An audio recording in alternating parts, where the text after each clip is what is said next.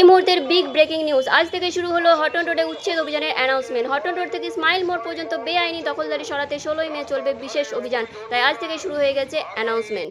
শুক্রবারের মধ্যে সরিয়ে নিতে হবে। মনে রাখবেন, আসানসোলের হটন রোড থেকে গড়াই রোড ইসমাইল মোড় পর্যন্ত রাস্তার ধারে যত অবৈধ দোকান সব আগামী শুক্রবারের মধ্যে সরিয়ে নিতে হবে।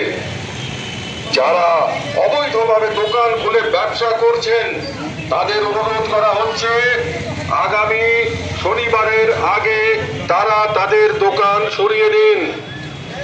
শনিবার থেকে আসানসোল পৌর নিগম বিশেষ অভিযান শুরু করবেন।